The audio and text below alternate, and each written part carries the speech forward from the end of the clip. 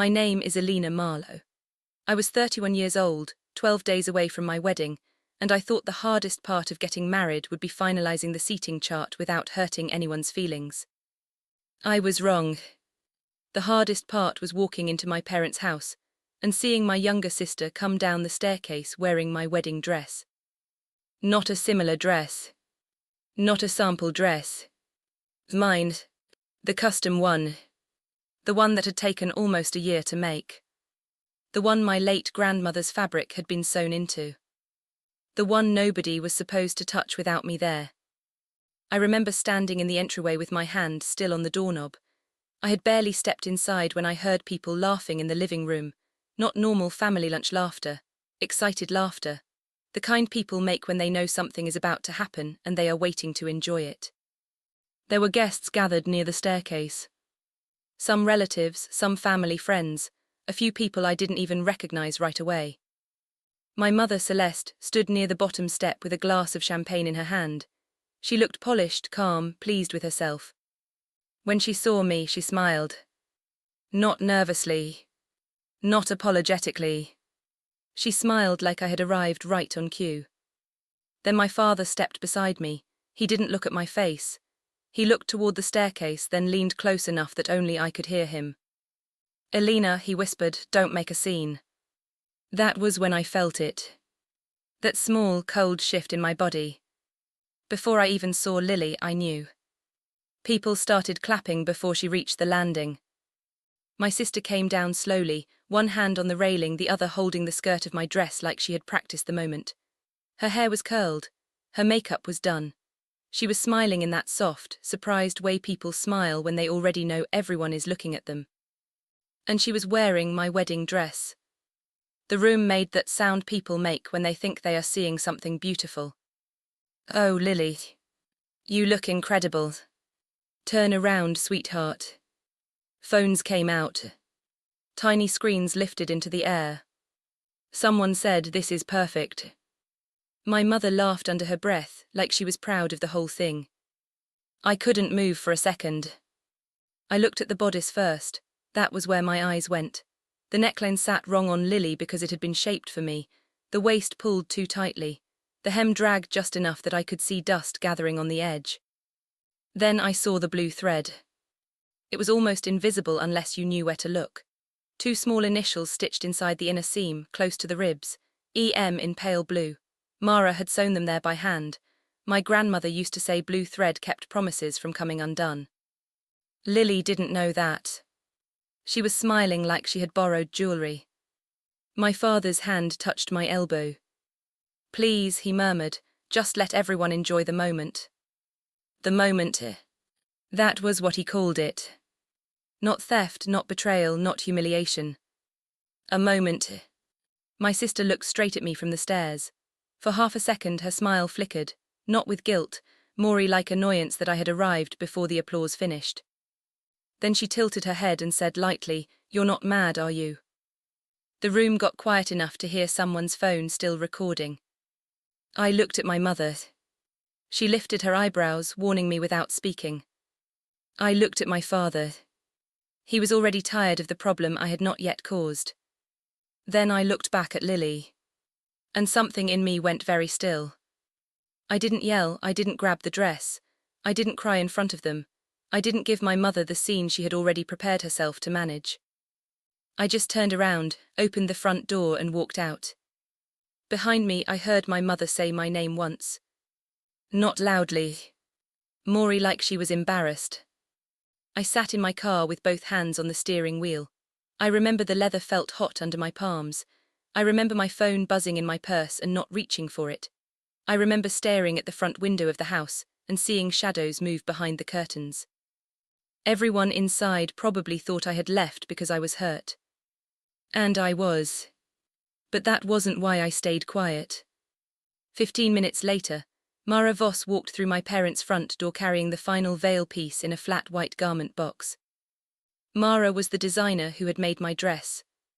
She was also the only person in that room besides me who understood what had actually been taken. The front door had not even closed behind her when the living room went quiet again. I found out later that Lily was still standing near the staircase, still in the gown, still being photographed. Mara saw her. She saw the dress. She saw the hem dragging. She saw my mother's champagne smile. And then Mara's face changed. She did not gasp, she did not rush forward, she did not ask for an explanation in a polite voice. She looked around the room and said, clearly enough for every phone to catch it, "Who stole it?" That was the first time my mother stopped smiling. Before I tell you what happened next, please hit like and subscribe. Tell me honestly, would you have stayed quiet? Now let me take you back, because everyone thought I walked out because I was too sensitive. They didn't know the dress had paperwork. They didn't know there were signatures, fitting records, insurance notes, and a clause my family had never bothered to ask about. And they definitely didn't know that the dress was not just mine, because I paid for it. It was mine because someone I loved had trusted me to protect it. The first time I ever saw the fabric, I was 8 years old. It was folded inside a cedar chest in my grandmother's sewing room, wrapped in tissue paper that had yellowed at the corners. Her house always smelled like lavender soap, dust, and black tea. Not in a fancy way, just in the way old houses keep the evidence of people who actually live in them. My grandmother, Ruth, had a small sewing room at the back of the house where the afternoon light came in thin and gold through lace curtains. There were jars of buttons on the windowsill, wooden spools in a drawer that stuck when it rained, a tomato-shaped pincushion faded almost pink from years of use. That room was the first place I remember feeling peaceful. Not happy exactly. Peaceful. There is a difference. At home, peace usually depended on Lily. If Lily was happy, the house was easy. If Lily was upset, everyone rearranged themselves around her. My mother would lower her voice. My father would become gentle and careful. I learned early that my job was to need very little. Grandma Ruth never asked me to need less. She would pat the chair beside her and say, "Come here, Ellie, hold this corner." And I would sit next to her while she sewed, holding fabric I was too young to understand, pretending I was helping more than I was. She never rushed stitches. That was one of the things I loved about her. She could spend 20 minutes fixing one crooked seam and never make it feel like wasted time. "Small things matter," she told me once, gidding my finger away from a needle. "People who rush small things usually tear big things later." I did not know how many times I would remember that sentence as an adult. The fabric in the cedar chest had belonged to her mother. It was soft ivory silk with lace so delicate it looked almost tired from surviving. Grandma Ruth said it had been saved for something important, but important things were not always loud. I asked her what she was saving it for. She smiled and said, "I'll know when it tells me." That sounded perfectly reasonable to me then. Children believe objects can speak if adults they trust say so. One rainy afternoon, while Lily was at a dance recital and my parents were arguing quietly in the kitchen about who had forgotten the flowers, I sat in Grandma Ruth's sewing room and drew a dress on the back of an old grocery list. It was not a good drawing. The skirt was too big, the sleeves were uneven. I drew tiny blue dots along the inside because I liked the color and because Grandma had a jar of blue thread on the table. She looked at it for a long time. Then she said that one feels like yours. I laughed because I was 8. But she folded the paper carefully and tucked it into the cedar chest with the fabric. "Some things," she said, "are not valuable because of what they cost. They are valuable because someone trusted you to keep them safe." I didn't understand the weight of that sentence then. I just liked that she said it to me. Not to Lily. Not to the room. To me. Years later, after she died, that cedar chest came to me. No ceremony, no dramatic reading. Just an envelope from her attorney, a key taped inside a card, and a note in her handwriting that said, "For the dress that felt like yours." I sat on the floor of my apartment and held that note for a long time. I didn't even cry at first. I just kept running my thumb over the paper, over the pressure marks where her pen had pressed harder on certain letters. That was how grief arrived for me most of the time. Not as a storm. As a detail. A key. A folded note. A piece of fabric that still smelled faintly like cedar. I kept the cedar chest in the corner of my bedroom for almost 2 years before I opened it properly. At first, I only lifted the lid when I missed her badly enough to let myself. I would sit beside it on the floor, take out the note, unfold the tissue paper, and then put everything back exactly the way I found it. It felt wrong to disturb it. Not because I thought Grandma Ruth would be angry. Because it was one of the only things in my life that had been left to me without conditions. My mother asked about it once. She was standing in my apartment kitchen, looking around like she was mentally correcting the way I lived. Lily was with her, sitting on my counter even though I had just wiped it down. "So what did your grandmother leave you again?" Mom asked, stirring her coffee with a spoon she had taken from the drawer without asking. I said some fabric, her sewing things. Lily made a small face. "That's kind of sweet, I guess." My mother smiled, but not warmly. "Your grandmother was always sentimental with you." "With you." She said it gently. That was how my mother said most unfair things, gently enough that reacting made you look unreasonable. I didn't answer. I remember drying a mug that was already dry and placing it in the cabinet with both hands. That was something I did back then when I needed a second. I found a small task and let it hold me still. Lily slid off the counter and said, "I mean, at least it wasn't something ugly you have to display." My mother laughed lightly. I smiled a little, because that was easier than explaining why it hurt. After they left, I opened the cedar chest again. The house was quiet. Rain tapped against the window, and my apartment heater made that clicking sound old radiators make before they decide to work. I took out the folded sketch. The pencil lines had faded. The paper had softened at the folds. I could still see the uneven sleeves I drew when I was 8, and the little blue dots I had made because I thought every important thing should have a secret. That was when I realized I did not want the fabric to stay in a chest forever. I wanted it to become what she had saved it for. Finding Mara Voss happened by accident, though later I wondered if Grandma Ruth had planned more than she let on. There was a business card tucked inside one of the small drawers of the cedar chest. It was old, cream-colored, and the corners had curled slightly. On the front, in plain black letters, it said, "Mara Voss, Bridal Restoration and Custom Design." On the back, written in my grandmother's handwriting, were 4 words. "She understands old things." I sat with that card for a while before I called. I almost didn't. Custom design sounded expensive, bridal restoration sounded delicate, and I was not even engaged yet then. Daniel and I had talked about marriage in the loose, future tense way people do when they are serious but not rushing. Still, something about the card made me feel like I had been given an instruction. Mara answered on the 4th ring. Her voice was low and practical, not sweet, not overly professional, just steady. When I told her my name, she went quiet. Then she said, "Ruth, Elena." I had to look down for a second. "Yes," I said, "I think so." "You are," she said, "she talked about you." That did something to me, not loudly, just enough that I had to press my fingers against the edge of the table. We met the following Thursday at her studio.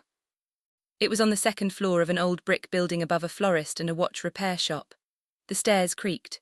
The hallway smelled faintly of steam, flowers, and machine oil. Her door had no glossy sign, just a brass plate with her name on it.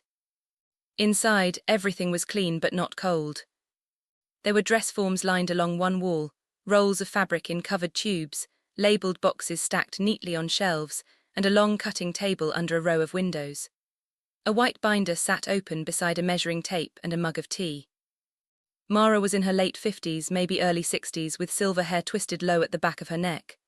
She wore black pants, a grey sweater, and glasses on a chain. She did not hug me. I appreciated that. She took the cedar chest key from my hand only after I offered it. Then she opened the fabric like it was something living. Very carefully. No dramatic gasp, no performance. Just silence. After a minute she said, "She kept it well." I nodded, even though I didn't know what that meant in a technical sense. Mara touched the edge of the lace with one finger. "This can't be replaced." "I know," I said. But I didn't really know. "Not yet." She looked at me over her glasses. "No, I mean it can't be replaced, not matched, not reordered. not recreated close enough to pretend. If we use this, we document everything. That was the first time paperwork entered the story. Not as a weapon, as care. Mara pulled out a form and explained preservation notes, material provenance, condition photographs, handling restrictions, storage instructions, insurance valuation.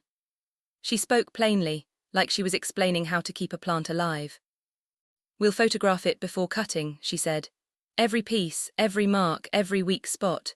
You'll sign off on the design before I touch the original fabric. I asked, is that normal? For heirloom work, yes, she paused, for Ruth's fabric especially. Then she asked to see the sketch. I was embarrassed handing it over. It looked childish under the clean studio lights. Mara studied it longer than I expected. She showed me this once, she said. I looked up. She did. She said, one day if she brings this to you, don't make it fashionable, make it hers. I did cry then. Not loudly. I turned my face toward the window and wiped under one eye with my thumb. Mara gave me time. She didn't rush to comfort me, and somehow that made it easier to breathe. We spent 2 hours talking about the dress. Not in the way bridal appointments look online. There was no champagne, no bright circle of smiling women, no one saying yes to the dress while music played. It was quieter than that. Mara measured my shoulders, waist, and arms. She wrote everything by hand first, then typed it into a file. She asked how I wanted to move in it, whether I wanted to dance, whether I wanted sleeves because I liked them or because I felt I should have them. That question stayed with me. I said, I think I like them. She nodded, then we keep them. Before I left, she opened a small drawer and took out a spool of pale blue thread. Your grandmother used this color often, she said, for hidden stitches. She said blue thread kept promises from coming undone. Mara's face softened in the smallest way. She would. I signed the first intake form that afternoon. My signature looked strange on the page, too official for something that felt so private. Mara scanned copies for me and placed the originals into a labelled folder. Elena Marlowe, Ruth Marlowe heirloom gown. I remember looking at my name beside my grandmother's and feeling, for once, like belonging did not have to be negotiated.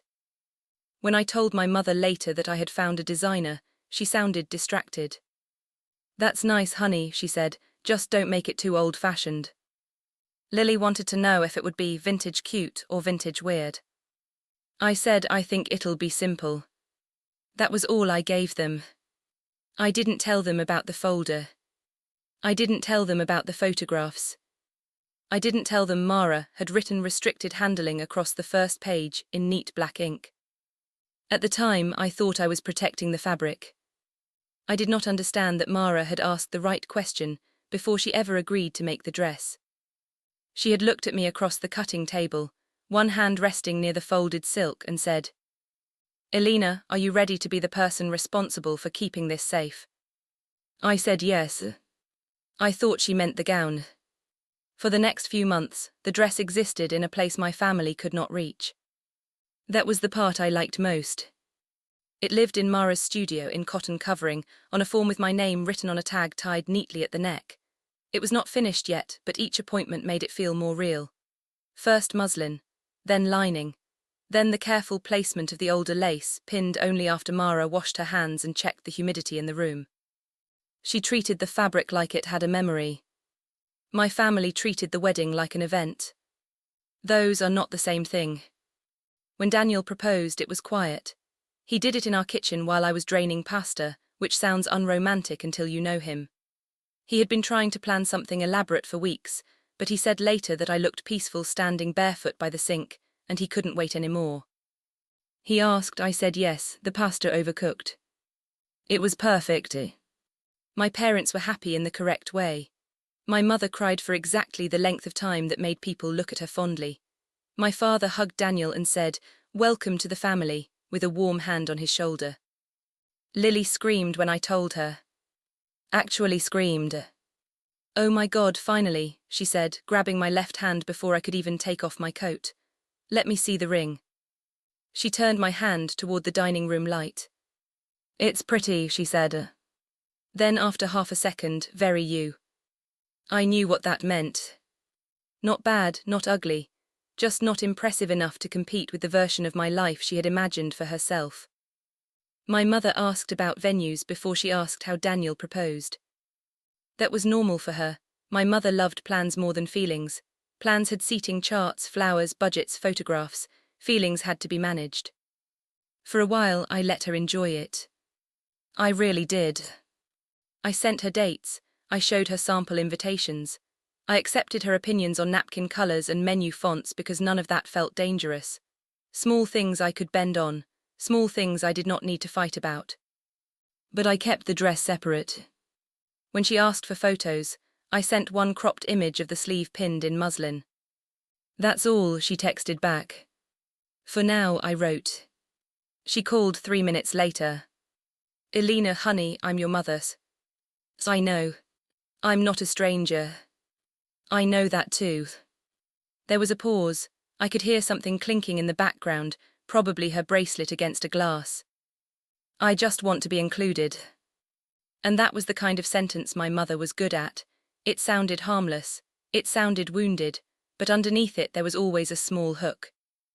I said, you are included. I just want the dress to be private until it's finished.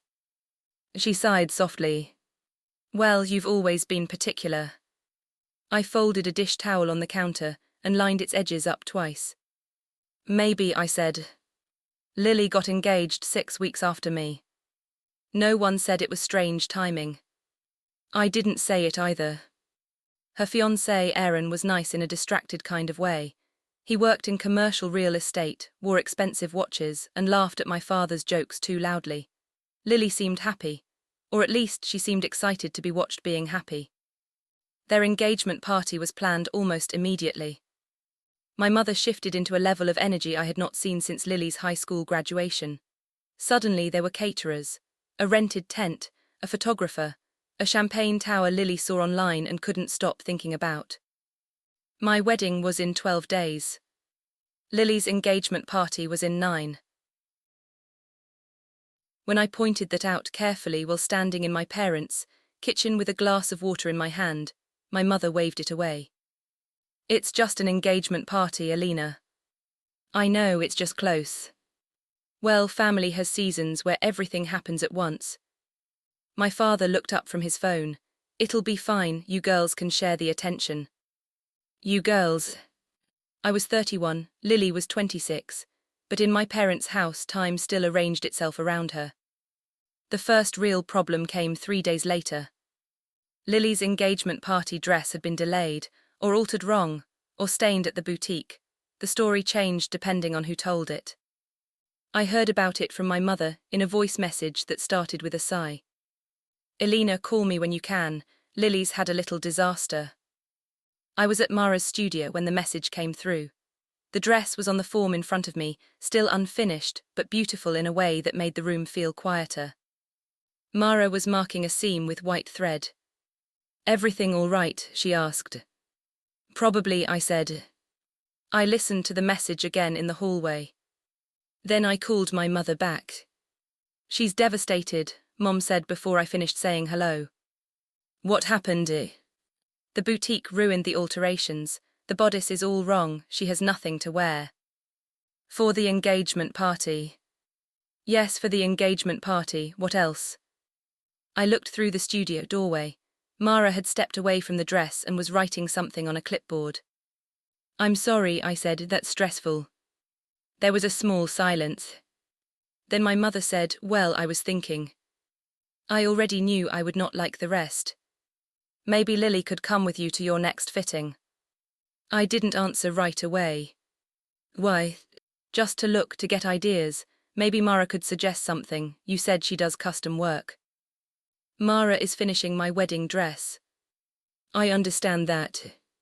But she didn't, not really. Then she said it. And maybe Lily could just try yours for a minute, not to keep, just to see the shape. My hand tightened around the phone. No, I said. It came out calm, softer than I expected. My mother made a small sound, not quite a laugh. Elena. No, Mom. It would be one quick try-on. The dress isn't for trying on. She's your sister. I know. She's crying. I looked down at the hallway floor. There was a tiny brass tack near the baseboard, probably fallen from some upholstery project. I focused on it for a second. I'm sorry she's upset, I said, but no.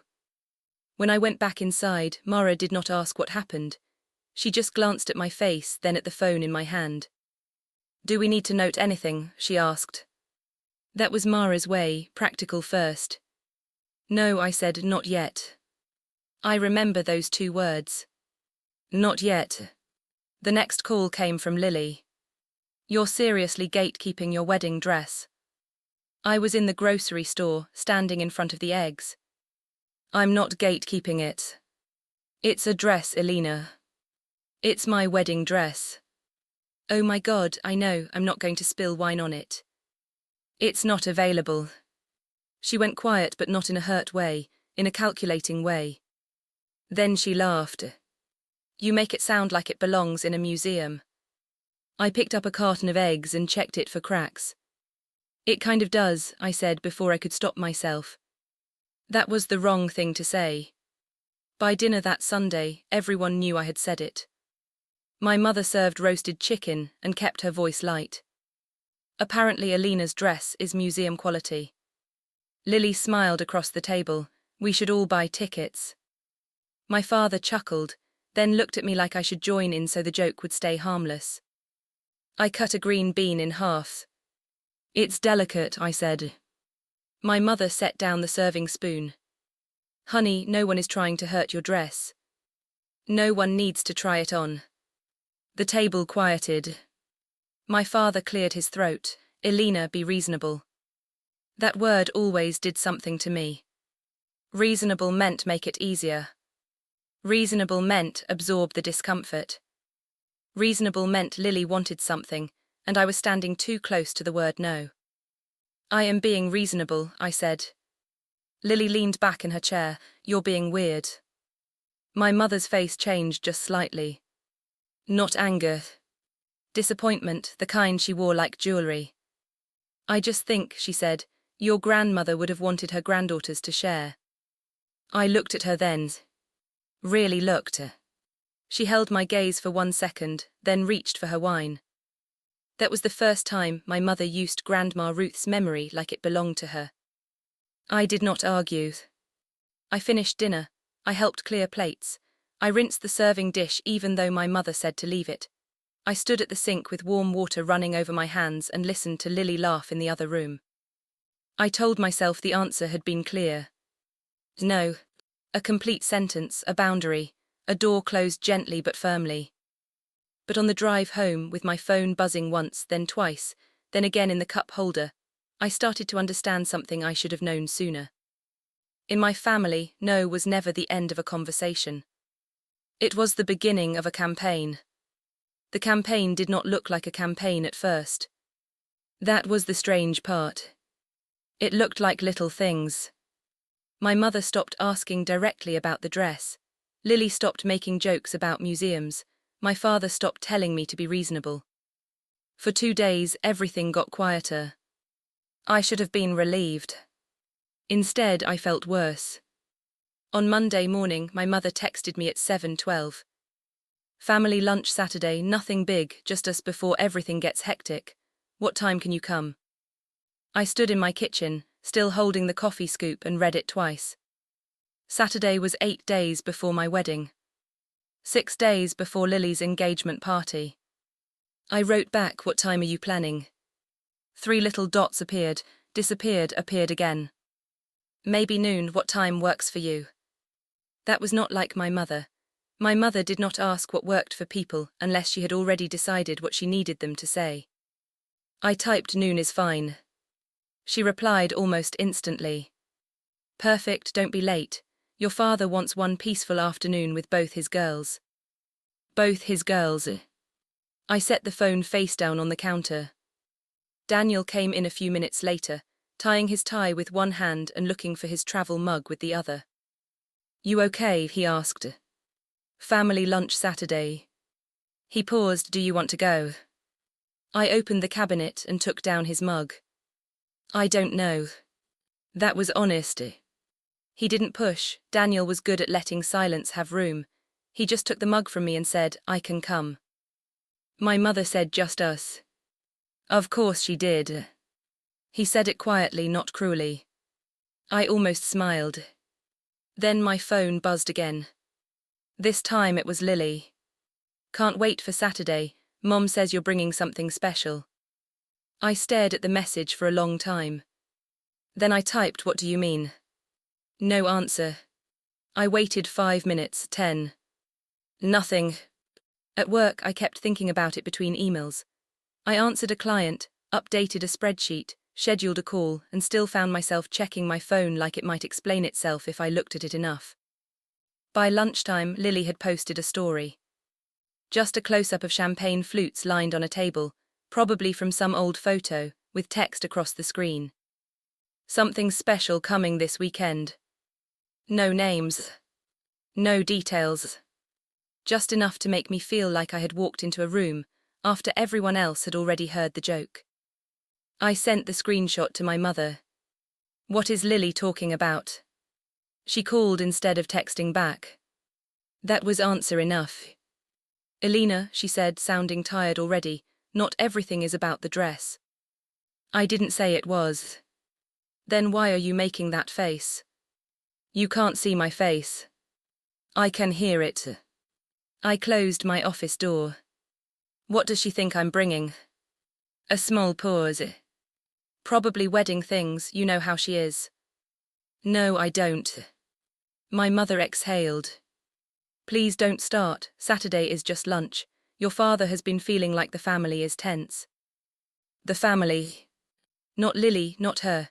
Not the fact that they had asked for something and ignored my answer. The family. I said, "I'll come for lunch, I'm not bringing the dress."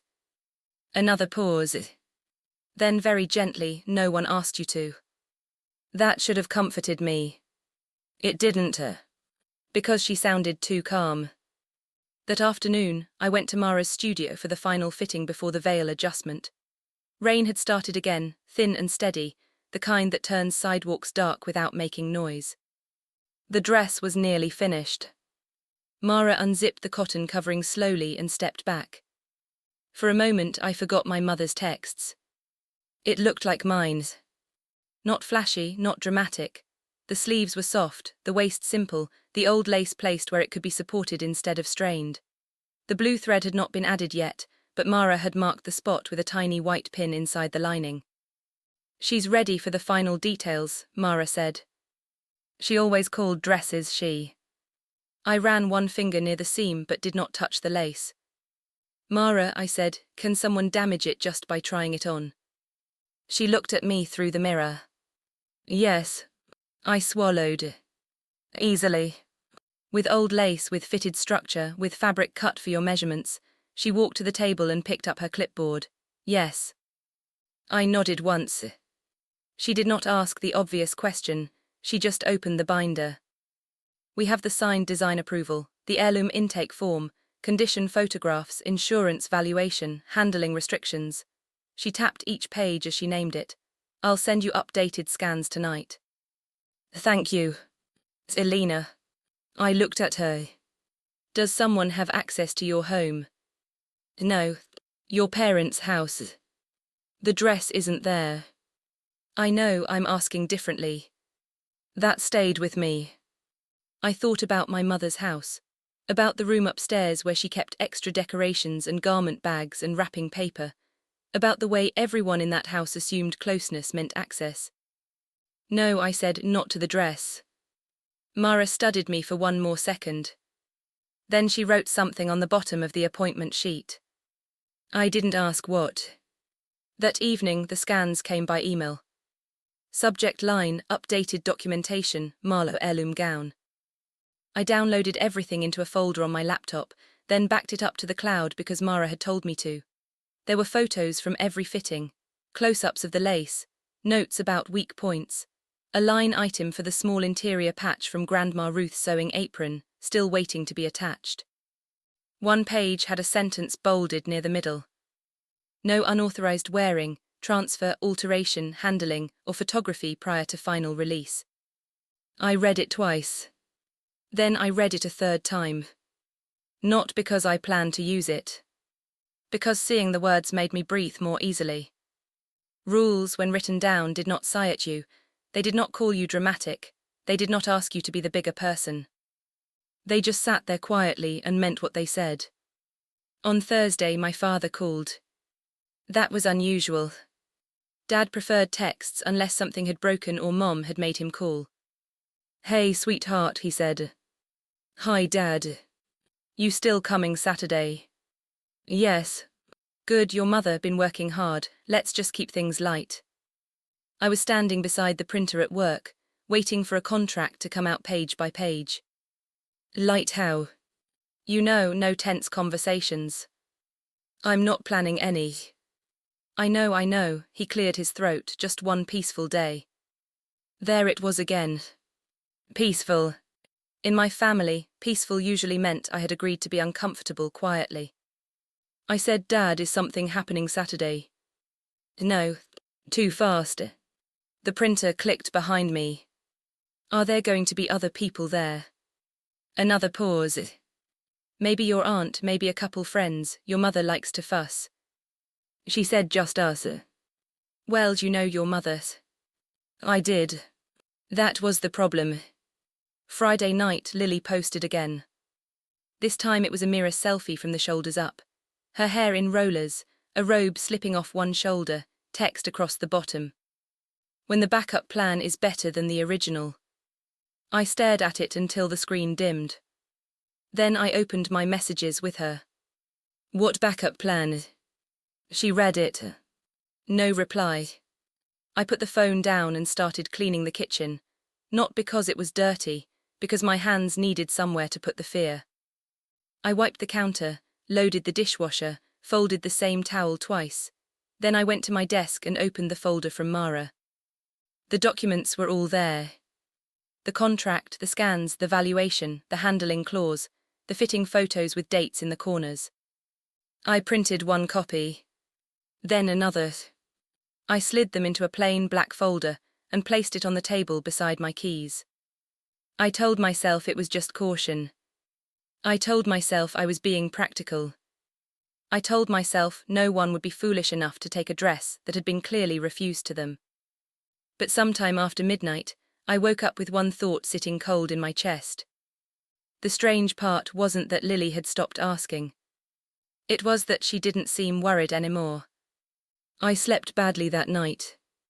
Not dramatically. I didn't sit up crying or pace the apartment. I just kept waking in pieces, the way you do when your mind is trying to solve something your body already understands. At 6:40 I gave up and got out of bed. The apartment was still grey. Daniel was asleep on his side, one hand tucked under the pillow, his breathing slow and even. For a minute I stood there and watched him, not because anything was wrong with him, but because he was the only thing in my life that morning that felt simple. In the kitchen, I made coffee and burned the first piece of toast. I remember that clearly. The toaster clicked up, and the smell of it filled the room, sharp and bitter. I scraped the black parts into the sink with a butter knife and thought, strangely, of Grandma Ruth saying people who rush small things tear big things later. So I slowed down. I made another piece, I rinsed my mug, I checked my phone. There were already 3 messages from my mother. "Good morning, just confirming noon. Wear something nice, Aunt Marjorie may stop by. Please don't bring any tension with you today. Lily has had a hard week." I read the last one twice. Not "don't be late." Not "drive safe." "Don't bring tension." As if tension was something I packed in a bag. I put the phone down and opened the black folder. The pages were exactly where I had left them. Contract on top, updated scans beneath, insurance valuation, handling clause, fitting photos printed in color because I wanted the dates visible. Mara's studio logo in the corner of every form. I did not feel powerful looking at them. I felt tired. There is a difference people don't always understand. Being prepared does not mean you want to be right. Sometimes being prepared means you are quietly begging the world to prove you wrong. Daniel came into the kitchen while I was clipping the pages back into order. He looked at the folder, then at me. You're taking it. Yes. He leaned against the counter. Do you think you'll need it? I hope not. That was the truth. He nodded slowly. He had learned not to tell me my family would never do something. People who grew up in normal homes said things like that. Daniel didn't pretend normal rules applied where they didn't. Do you want me to drive you? I shook my head. My mother said just family. You are allowed to bring your fiancé to family lunch. I know. But I also knew what would happen if I did. My mother would shift the room around Daniel. She would become gracious and wounded. My father would act confused.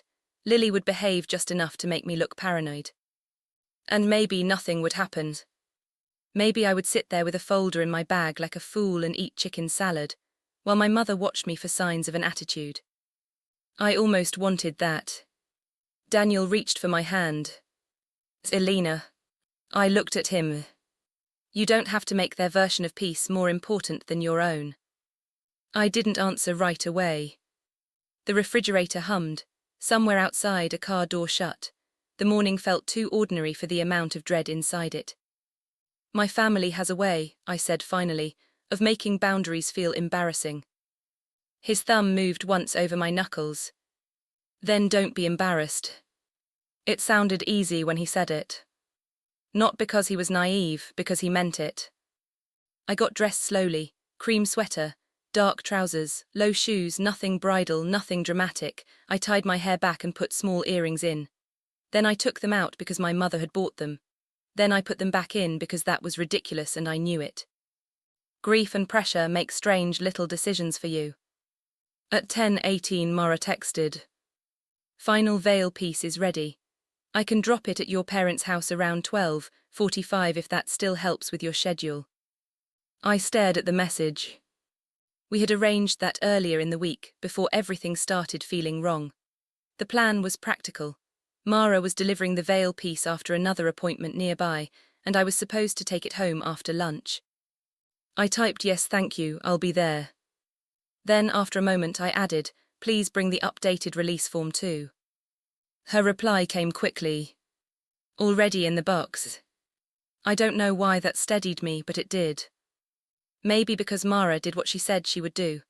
Maybe because her words did not bend around someone else's mood. At 10:43 my father called. I let it ring twice before answering. Hi Dad. Morning sweetheart, just checking you're coming. Yes. Good, he cleared his throat. Listen, your mother's a little on edge. Let's just have one peaceful day, all right? I closed my eyes. There's that word again. What word? Peaceful. He sighed like I was making something complicated. Elena. I'm coming for lunch. That's all we're asking. But it never was. Still I said okay. Because sometimes okay is not agreement. Sometimes it is just the shortest path out of a conversation. Before I left, I walked through the apartment once. Stove off, windows locked, folder in bag, phone charged, car keys in my hand. I checked the cloud backup on my laptop even though I had checked it the night before. The files were there. I felt foolish. Then I remembered Lily's post. When the backup plan is better than the original. I zipped my bag. The drive to my parents' house took 22 minutes. I knew every turn without thinking. Past the elementary school where Lily had once won a talent show, and my parents bought her roses. Past the dry cleaner my mother still used because they knew her name. Past the little church where Grandma Ruth's funeral had been held on a bright, cold morning that felt insulting because the sky was so blue. I kept both hands on the wheel. At a red light, my phone buzzed in the cup holder. Mom, where are you? I looked at the time. 11:48. I texted back 10 minutes away. She replied immediately. Good, please come in through the front. That was the first message that made my stomach drop. Not because it was openly strange. Because it was unnecessary. I always came in through the front. I parked halfway down the street because the driveway was full. Not just my parents' cars. Aunt Marjorie's silver SUV, 2 cars I recognized from my mother's book club, a black sedan I didn't know, another white one parked crooked near the mailbox. For a few seconds, I sat there with the engine still running.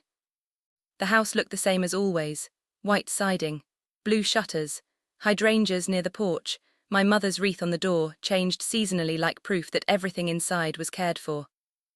But there were voices coming from inside. More than lunch voices. I turned off the car. My bag sat on the passenger seat, the black folder inside it heavier than paper should feel. I thought about leaving. I really did. Then I thought about the dress, about the blue thread not yet sewn in, about Mara arriving at 12:45 with the veil box and the release form, about my grandmother's handwriting on that old note. For the dress that felt like yours. I picked up my bag and stepped out of the car. The air smelled like cut grass and someone else's perfume drifting from the house. As I walked toward the front door, I heard applause from inside. Not loud. Not yet. Just a small burst of it, followed by my mother's laugh. I stopped on the porch with my hand inches from the knob. And I understood before I opened the door that this had never been a family lunch. I opened the door. The first thing I noticed was the sound. Not one conversation, not the low hum of a family lunch, but layered voices, people talking over each other, glasses clinking, someone laughing too brightly near the living room, a phone camera making that small artificial shutter sound. The house smelled like perfume, flowers, and warm food. My mother had not made lunch. She had made an audience. I stepped inside and closed the door behind me. No one noticed me at first. They were all turned toward the staircase. Aunt Marjorie stood near the entry table with a mimosa in one hand. Two of my mother's friends were near the hall mirror. A woman I vaguely recognized from Lily's bridal shower planning group had her phone already lifted, angled toward the stairs. There were flowers on the console table. White roses. Bridal roses. Not lunch flowers. My mother stood at the bottom of the staircase in a pale blue dress, her hair brushed smooth, one hand resting on the banister. She looked proud and busy and pleased, like she had arranged something generous. Then she saw me. Her smile did not fall. That was the part I remember most. She did not look caught. She looked relieved. "Elena," she said, warm enough for the room to hear, "you made it." A few heads turned. I felt my bag strap against my shoulder, the black folder pressed flat against my side inside it. "Mom," I said. My voice sounded normal. I was grateful for that. Before she could come toward me, my father appeared from the dining room. He moved quickly, but not like someone trying to help, like someone trying to contain a spill before it reached the rug. He stepped close to me and lowered his voice. "Elena." I looked at him. His face was tight around the mouth. "Don't make a scene." There it was. Not hello. Not what's wrong. Not I can explain. Just that. Don't make a scene. And in that second, before I saw the dress, before I saw Lily, before anyone said anything else, I understood the shape of what they had done. They had not invited me to lunch. They had invited me to be managed. From upstairs, Lily laughed. Softly at first, then louder like she knew the timing mattered. Someone near the stairs said, "Come on, sweetheart, let us see." My mother lifted her chin. "Lily," she called, "Elena, here." That sentence felt rehearsed. I looked up. My sister appeared at the landing. She had one hand on the railing and the other holding the skirt. My skirt. My dress. For a moment, everything inside me went quiet in a way that did not feel peaceful. It felt like the room had moved very far away. The dress was on her body. The ivory silk, the old lace, the soft sleeves Mara had shaped around my arms, the bodice that had taken 3 fittings to get right. Lily stood there wearing it like the world had finally corrected itself around her. People gasped. "Oh, Lily. That is stunning. Turn just a little." My mother clasped her hands together.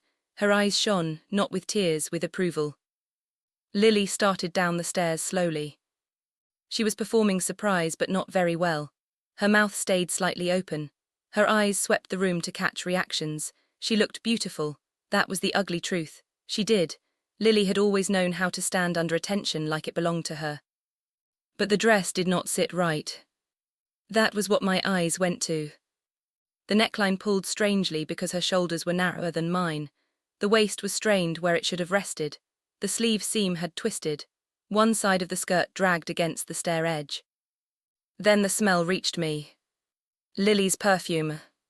Sweet, expensive, heavy. It clung to the fabric already. Near the neckline I saw a faint beige smear. Makeup. The room kept applauding.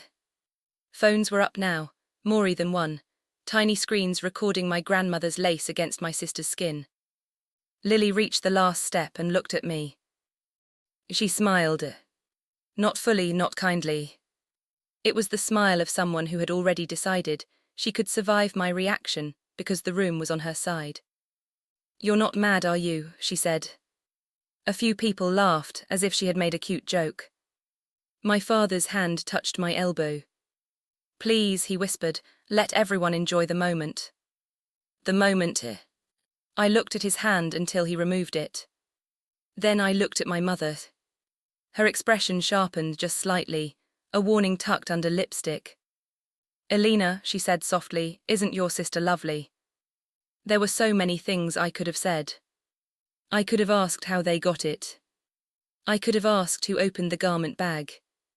I could have told the room about the form, the claws, the photographs, the fact that Lily was wearing something she had no right to touch. But everyone was watching me. That was the point. The applause, the phones, the guests, my father's whisper, my mother's smile.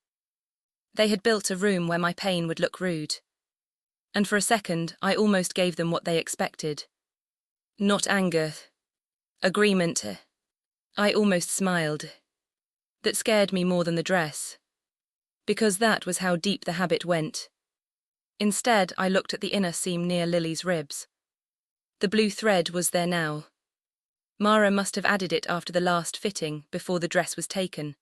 2 small letters, hidden where almost no one else would notice them. ZM, my initials. Pressed against Lily's body, like even that private thing had been borrowed without asking. Something in me settled. Not healed. Not calm. Settled. I looked at Lily, then at my mother, then at my father. No one spoke. The room waited for the show to continue. I turned around and walked out. Behind me I heard my mother say, "Elena," under her breath. Then louder for the guests, "She's just overwhelmed." That almost made me stop. Almost. But I kept walking. I stepped onto the porch, then down the path, then back to my car. I did not slam the door. I did not start the engine right away. I sat with my hands in my lap and watched the house through the windshield. My phone started buzzing before I had taken a full breath. Mom. Dad. Lily. Mom again. I did not answer. My hands were cold, my face felt strangely still. I remember looking at the dashboard clock. 12:31. Mara would arrive in 14 minutes. That was when I understood the one thing my family had not planned for. They had staged the audience. They had not checked the schedule. Inside the house, they apparently kept going. I found that out later. Lily took more pictures by the fireplace. My mother told people the dress was a family piece. Someone asked if I had worn it already for a private fitting, and my mother laughed and said, "Oh, it's complicated." That was one of her favorite words. Complicated. It made choices sound like weather. At 12:46, a dark green car pulled up behind mine. Mara got out carrying the flat white veil box. She saw me in my car and stopped. For a second, we just looked at each other through the windshield. Then she walked over. I rolled the window down. "Elena," she said, "what happened?" I could have explained. I could have opened the folder right there. Instead, I looked toward the house. "She's wearing it." Mara did not ask who. Her face changed in one clean movement. Not shock exactly. Recognition. The kind professionals have when a risk they warned you about has become real. She looked at the front door, then at the veil box in her hands. Is she still inside? Yes. Did you give permission? No. The word came out steady. Mara nodded once. Stay here if you want. I'm coming. I don't know why I said it. Maybe because I was tired of being outside my own life. Maybe because my grandmother's initials were inside that house. Maybe because silence was one thing, but disappearance was another. I took my bag from the passenger seat. Mara did not rush. She walked up the path with the veil box held flat in both hands. I followed half a step behind her. When we entered, the room quieted differently than before. Not with anticipation. With discomfort. Lily was near the fireplace, still in my dress, one hand resting on her waist. Someone had tucked a loose curl behind her ear. My mother stood beside her, smiling too hard. Mara, my mother said, though I had never introduced them. That told me plenty. Mara did not greet her. She set the veil box on the entry table. Then she looked at Lily. At the bodice. At the hem. At the makeup near the collar. At the lace. The silence got wide. Aunt Marjorie lowered her glass. One of my mother's friends slowly brought her phone down from recording height. Mara's voice was even when she spoke. Who stole it? My mother laughed once. It was a small, brittle sound. Oh, don't be dramatic, it's a family dress. No, Mara said, it is not. My father stepped forward. Let's not use words like that, this is a misunderstanding. Mara looked at him. Then show me the written authorization. No one moved. Lily gave a nervous little laugh and touched the skirt. Elena said it was fine. I looked at her. She did not look back. Mara turned her head slightly toward me, but she did not make me defend myself yet. She gave written consent. Lily's smile thinned. I mean, she knew. No, Mara said, that is not what I asked. My mother's face hardened. This is between sisters. This is between the commissioned owner of a protected heirloom garment and whoever removed it from controlled handling. The room changed after that. Not loudly. But people heard the difference. Family dress sounded soft. Protected heirloom garment did not. My father said, Mara, was it? I think we should step into the kitchen. No, just that. One word. Mara reached for the clasp of her leather folder, the one she had carried under the veil box. Lily's voice rose slightly. She gave permission. She's just upset now because everyone liked it on me. The sentence hung there. I felt it land. Everyone liked it on me. Not I'm sorry. Not I misunderstood. Not I should have asked. Mara opened the folder. Then there should be a signature. She looked around the room, calm as a locked door. Let's see it. No one produced a signature. That was the first real silence of the afternoon. Not the polite kind, not the kind before a toast. The kind where people begin to understand they have been standing inside something they should not have been part of. Mara removed one page from her folder and held it flat against the top of the veil box. This is the design contract, she said. Commissioned by Elena Marlowe. This is the heirloom intake form, these are the condition photographs, this is the insurance valuation. And this. She turned the page. Is the handling clause. My mother's smile was gone by then. Handling clause, Lily said. Like the words were personally offensive. Mara did not look at her. No unauthorized wearing, transfer, alteration, handling, or photography before final release. Aunt Marjorie lowered her mimosa all the way to her side. Someone near the fireplace whispered, photography. My mother heard that, her head turned fast. Oh, for heaven's sake, she said, this is being blown completely out of proportion. Mara looked at her calmly. Who removed the dress from its garment bag? No one answered. My father stepped closer to me, his voice dropped. Elena, fix this. I turned my head slowly. He looked tired, annoyed, embarrassed. Not sorry. Please, he said, this doesn't need to become ugly. I almost laughed, not because it was funny, because the word ugly in that room had somehow found me instead of what they had done. Lily's eyes were bright now. She said no before, but I thought she was just being Elena. Just being Elena. Particular, sensitive, difficult, composed enough to be ignored. My mother took a breath. Mara, surely you understand family situations can be complicated. They can, Mara said, but contracts usually are. That was when the phones started going down. One by one. Not dramatically, just slowly, guiltily, screens lowered, eyes shifted. Someone cleared their throat. A woman from my mother's book club took 2 careful steps backward, as if distance could make her less present in the video she had already recorded. Mara turned to Lily. Take it off. Lily flinched. Excuse me. Carefully now. My mother moved forward. Absolutely not, she's humiliated enough.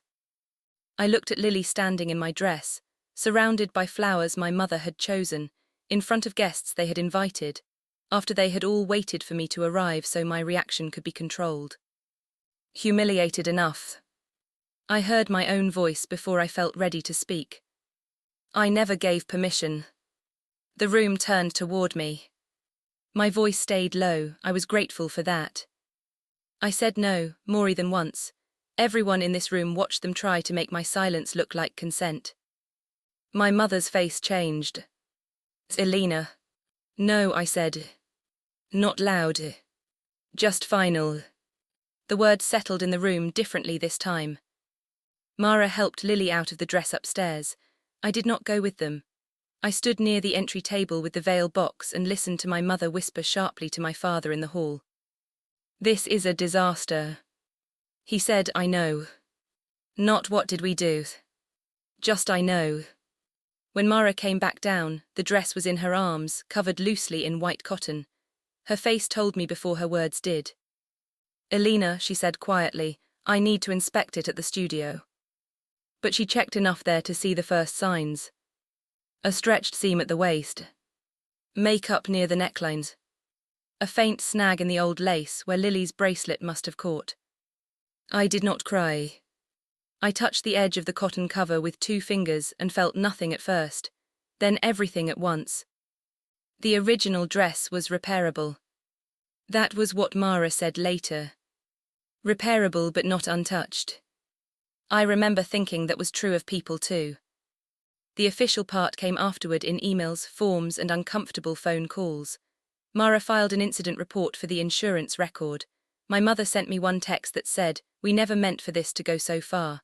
My father called twice and left messages about cooling down. Lily sent nothing for 3 days. Then she sent 6 paragraphs. Most of it was about how embarrassed she felt, how everyone was looking at her differently now, how she only wanted one nice moment after her own dress was ruined, how I had always made her feel like the bad sister. I read it once. Then I put the phone face down.